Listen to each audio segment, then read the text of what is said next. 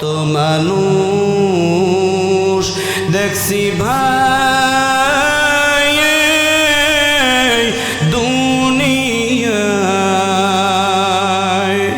মায়ের মতো আপন কেহ নাই রে ভাই। 10 মাস 10 দিন গর্ভে ধারণ করিয়া সকল দুঃখ একাই নিলেন মানিয়া। সন্তান যখন বিদেশেতে মারা যায়, পশু পাখি জানার আগে জানে মায়। কত মানুষ দেখছি ভাই দুনিয়ায়, মায়ের মতো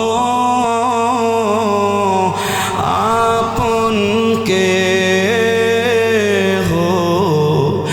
নাই রে ভাই। আল্লাহ তাআলা শুকরিয়া আদায় করলে যিনি করবেন তিনারে, যিনি দান করবেন তিনি কে? এখন এই লোকমান তার সন্তানকে আদেশ দিচ্ছেন, নসিহত করছেন, সেটা আল্লাহ কোরআনে বলেছেন। আল্লাহ তাআলা বলছেন, ওয়া ইয ক্বালা লুকমানু লিবনিহি ওয়া হুয়া ইয়াইযুহু ইয়া বুনাইয়া লা তুশরিক বিল্লাহ ইন্নাশ শিরকা লাযুলমুন আযীম।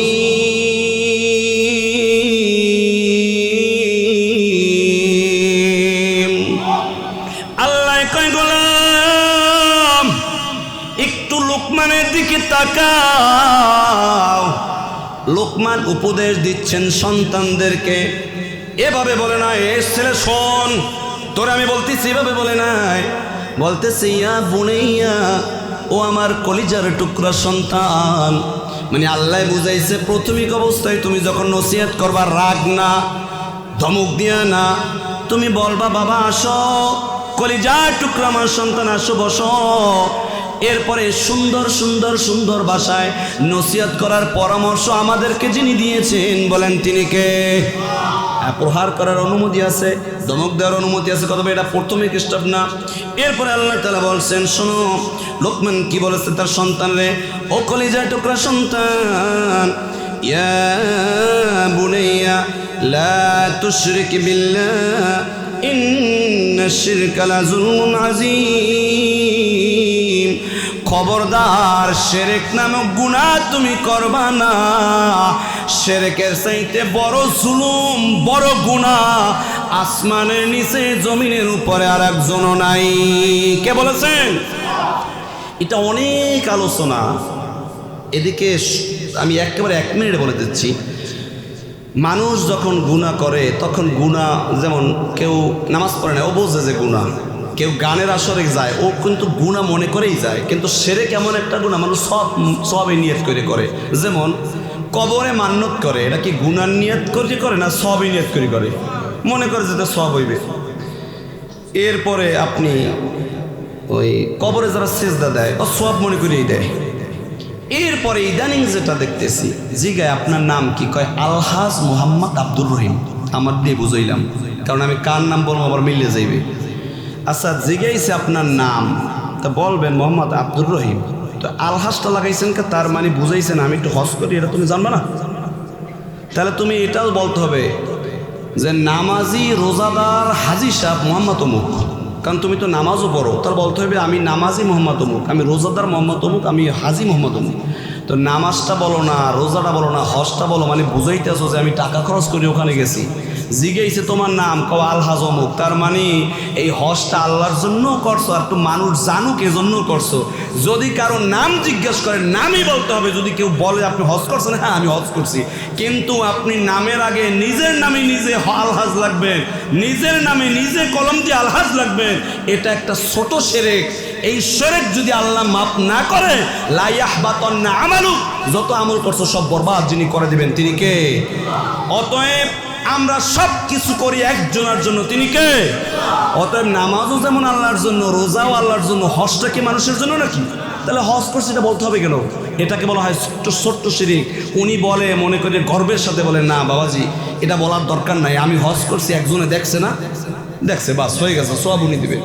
নবীজি বলছেন হজের সবটা কি শোনো, হজের কার্যক্রম শেষ করে যখন বাড়িতে রওনা হয়, একটা সন্তান মায়ের গর্ভ থেকে আসার পরে যেমন কোনো দাগ থাকে না, কোনো স্পট থাকে না, আল্লাহ তাআলা ওই হাজী সাহেবকে ওইভাবে নিষ্পাপ মাসুম বেগুনা বানাইয়া বাড়িতে পৌঁছে দেন। শুধু তাই নয়, 40 দিন পর্যন্ত ওই মানুষটা যে দোয়া করবে আল্লাহ তাআলা ওনার দোয়াগুলা কবুল কইরা নেবে। অতএব আল্লাহ আমার দেখছে, আমার এটা বলার দরকার নাই। এই জন্য আল্লাহ তাআলা বলেছেন, লোকমান তার সন্তানরে বুঝাইছে, তোমরাও বুঝাও, ও সন্তান শিরক করবা না, পূজায় যাবা না, মেলায় যাবা না, মাজারে মান্নত করবা না, মাজারে সিন্নি মান্নত করবা না, টাকা দিবা না, সেজদা করবা না, এরপর অমুক দিন খারাপ, অমুক দিন যাওয়া যাবে না। এক জায়গায় রওনা হয়েছো, পায়ে একটু আঘাত লেগে পড়ে গেছো, কয় আঘাত পাইছি আজকে আর যাওয়া হবে না, অশুভ। সকালবেলা কাক পক্ষী ডাকে, কয় কি যেন একটা হইবে। একজনে কলসারটা খালি রাখছে, দেওয়ার পর কয় খালি কলস রাখছেন, সব তো বাইরে গেল। এই যে কথাগুলা না না খৈরিহি ওয়া শাররিহি মিনাল্লাহি তাআলা, ভালো আর মন্দ সব কিছু একজনের পক্ষ থেকে হয়। বলেন তিনি কে? এই আকীদা রাখবো, কেউ আমার কিচ্ছু করতে পারবে না। আমার ভালো মন্দ সব কিছু, জান্নাতে নেওয়া, জাহান্নামে নেওয়া, রোগ দেওয়া, রোগ থেকে ভালো করা, সব কিছুর মালিক কেবলমাত্র শুধুমাত্র একজন। বলেন তিনি কে? এটা আকীদা রাখতে হবে, তাহলে সব শিরক থেকে মুক্ত থাকতে পারবো। তাহলে যেটুকু আমল করবো ওই পোটলা ডুনুইয়ে কবরে যাইতে পারবো। আল্লাহ যেন তৌফিক দান করে। এরপরে আল্লাহ রাব্বুল আলামিন বলছেন, সব ও লোকমান, তুমি যেমন তোমার সন্তান রে শিরক থেকে নিষেধ করছো, এখন আমি আল্লাহ তাআলা তোমার সন্তান সহ তোমাদের মানুষদের কিছু নসিহত করতেছি। এখন যে কথাটা বলবো এই কথাটা লোকমান তার সন্তান রে বলে না, এই কথাটা সরাসরি আল্লাহ তাআলা আমাদের বলতেছেন। আল্লাহ তাআলা বলছেন, ওয়াসাইনাল ইনসানা বিওয়ালিদাইহি হামালাতুহু উম্মুহু ওয়াহানান আলা ওয়াহানিন وفصاله في عامين أن اشكر لي ولوالديك إلي المصير।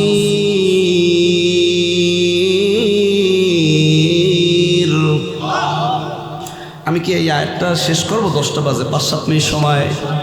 হ্যাঁ আচ্ছা, হুজুরে আসুক, আসার আগ পর্যন্ত আল্লাহ রাব্বুল আলামিন বলছেন, দুনিয়ার মানুষ শোনো, ওয়াসাইনাল ইনসানা, মানুষ বলতে যা বুঝায় এখানে আল্লাহ তাআলা বলেন নাই বয়স্ক মানুষদের বললাম, শিশুদের বললাম, যুবকদের বললাম, মুসলমানদের বললাম, এমন না।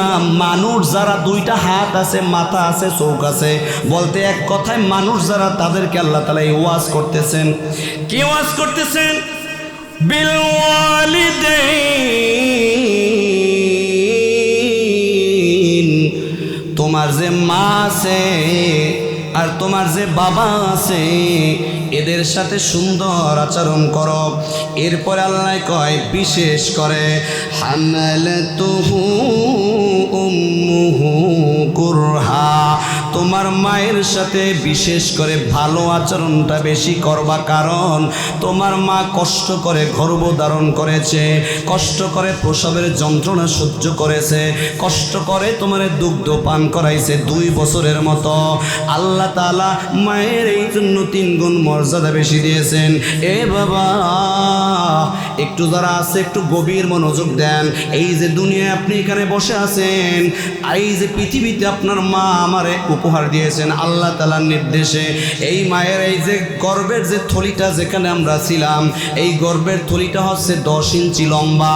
একটা সন্তান যখন গর্ভের বয়স 7 মাস হয়ে যায় তখন বাচ্চাটা স্বাভাবিকভাবে 10 ইঞ্চি লম্বা হয়ে যায়। তার মানে মায়ের গর্ভ যেটুকু ছিল আমি আটকে গেছি, আমার আর জায়গা নাই। এখন কি হবে? চিকিৎসা বিজ্ঞানীরা বলছেন কে যেন মায়ের গর্ভে প্রবেশ করিয়া, আমরা বলি কেউ না, কে যেন না, আল্লাহ তাআলার নূরের ফেরেশতা তখন মায়ের গর্ভে আল্লাহ রাব্বুল আলামিন পাঠাইয়া দেন। এরপরে বলেন ওই যে সন্তানটা 10 ইঞ্চি লম্বা হয়ে গেছে, ও তো এখনো 2 মাস আড়াই মাস এখানে বেঁচে থাকবে, তারপরে দুনিয়া আসবে। ওই ফেরেশতা কি করবা? ওই সন্তানটার পা দুইটা মায়ের যেখানে ঝুলন্ত কলিজা আছে রে, ওই কলিজা বরাবর পা দুইটা ছিট করে দাও। চিকিৎসা বিজ্ঞানীরা বলে যখন নাকি শেষ করে দেয়, সিটিং করে দেয়, দুনিয়ার আগে আসার আগ পর্যন্ত এখনো সময় থাকে 2 মাস আড়াই মাস বা 3.5 মাস। এই 3.5 মাসে 12 মাসে 1 নয় 2 নয়, একটা মায়েরে আপনি আর আমি আমরা কমপক্ষে 4500 বার পা দিয়ে লাথি দিয়েছি। মায়ের গর্ভে যখন আমাদের প্রায় 9 মাস সই হয়েছে, 3 দিন আমি লাথি দেই না। লাথি দিলে কলিজায় একটা দাগ পইরা যায়, যত লাথি দিছি কলিজায় দাগ দাগ দাগ দাগ পড়ে গেছে। আর আমি যখন দুনিয়ায় আসছি 15 ইঞ্চি বা 17 বা 16 ইঞ্চি আপনিও আমিও হয়েছি, কলিজাটা সন্তানের পা লাগিয়া উপরে উঠে আর দাগ হয়ে যায়। 3 দিন মনে করেন সন্তান নাড়াচাড়া করে না, লাথি দেয় না, মা কিন্তু অস্থির হয়ে যায়। এর মানে এই নয় যে লাথি দেয় না আমি শান্তিতে আছি, এটা না, বরং মা বাবারে বলে আমার একটু ডাক্তার কাছে নিয়ে যান। 3 দিন পর্যন্ত সন্তান নাড়াচাড়া করে না, আমার সন্তানের কি যেন হয়েছে। যেই মানুষটা লাথি না খাইরা একটু শান্তিতে থাকবে, ওই মানুষটা লাথি খাওয়ার জন্য ডাক্তারের কাছে যাওয়ার জন্য বেকুল হয়ে যায়, ঠিক কিনা বলেন? এ বাবা, গর্ভে ধারণের যে কষ্ট রে মালিক, এই কষ্টের কথা একটা মেয়ে তার বোনের কাছে বলে, বোন রে দোয়া করিস রে বোন, আমি শরীরটা বড় ভালো লাগে না, খুব কষ্ট লাগতেছে। বোন রে বলে, মায়েরে বলে, আত্মীয় স্বজন রে বলে, কিন্তু জীবনে কোনো নারী এই কষ্টের কথা তার বাবার কাছে ফোন কইরা বলে না। কেন বলে না জানেন?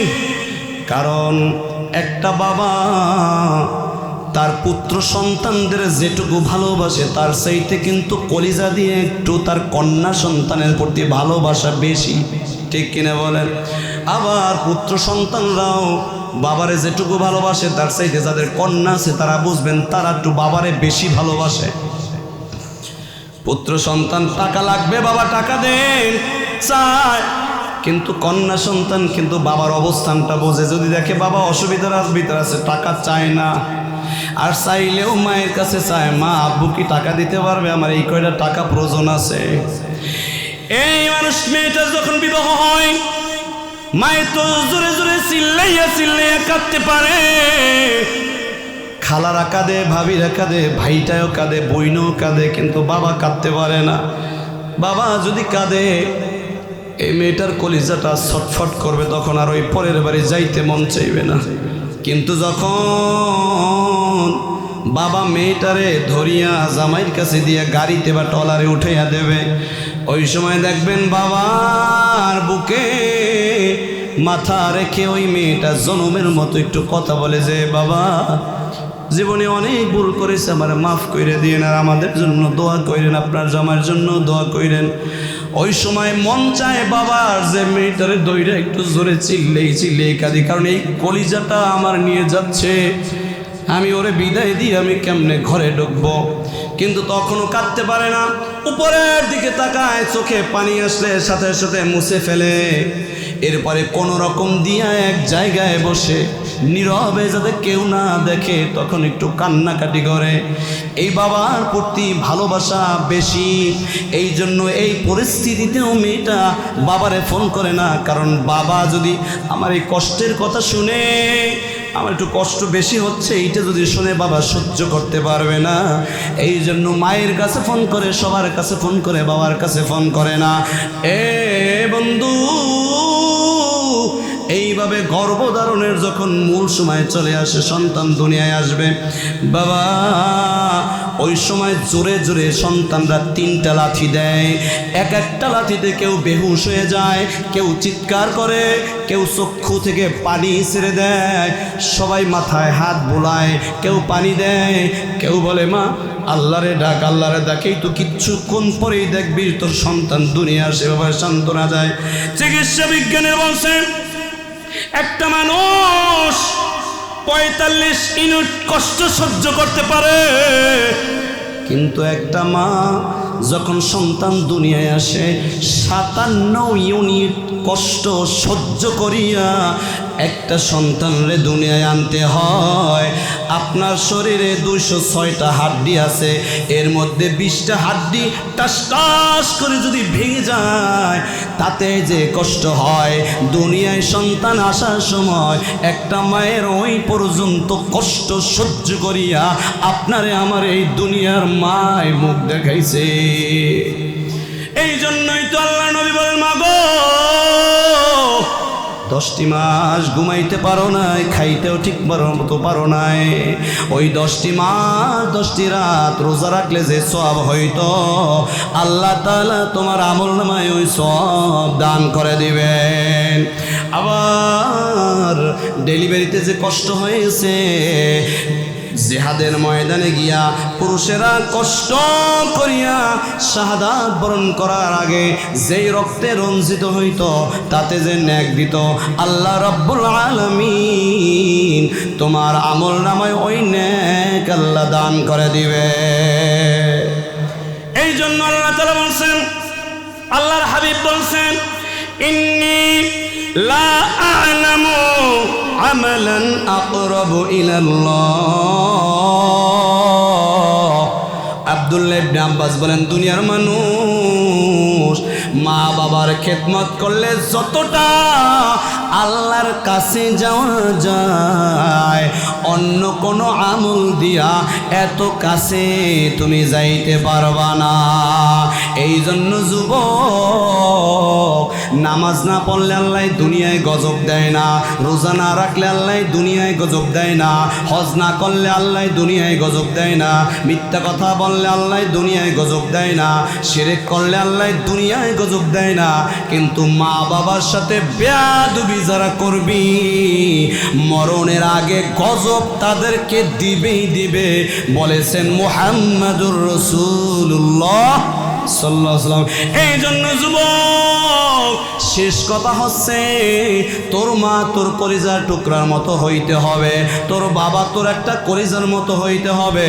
এই বাবা মার খিদমত কইরা কবরে গেলে জান্নাত যিনি দান করবেন তিনি কে? কত মানুষ দেখছি ভাই দুনিয়ায় মায়ের মতো আপন কেহো নাই রে ভাই, 10 মাস 10 দিন গর্ভে ধারণ করিয়া সকল দুঃখ একাই নিলেন মানিয়া। সন্তান যখন বিদেশেতে মারা যায়, পশু পাখি জানার আগে জানে মায়। কত মানুষ দেখছি ভাই